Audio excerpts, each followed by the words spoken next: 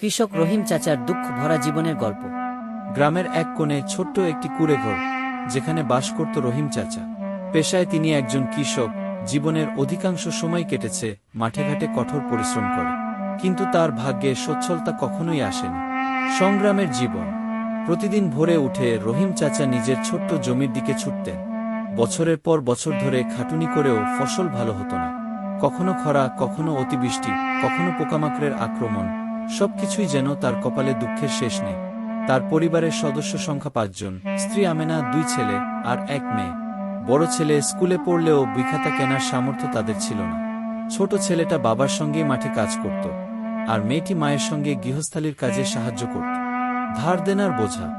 ফসল ভালো না হওয়ায় ধার করতে হতো স্থানীয় মহাজনের কাছ থেকে। সুদের বোঝা এতটাই বেড়ে যেত যে সব শোধ করেও কিছুই থাকত না। দিনের পর দিন খাবারের কষ্টে, ছেলেমেয়েদের পড়াশোনার চিন্তা, চিকিৎসার অভাব, এসব নিয়ে তার জীবন দুর্বিষহ হয়ে উঠেছিল। একটা স্বপ্ন। রহিম চাচার একটা স্বপ্ন ছিল, তার সন্তানরা যেন শিক্ষিত হয়ে ভালো একটা ভবিষ্যৎ গড়ে তুলতে পারে। কিন্তু সে স্বপ্ন বাস্তবায়ন করা তার জন্য কঠিন হয়ে উঠছিল। অনেক সময় না খেয়ে দিন কাটাতে হতো, তবুও ছেলের পড়াশোনার খরচ জোগানোর চেষ্টা করতেন।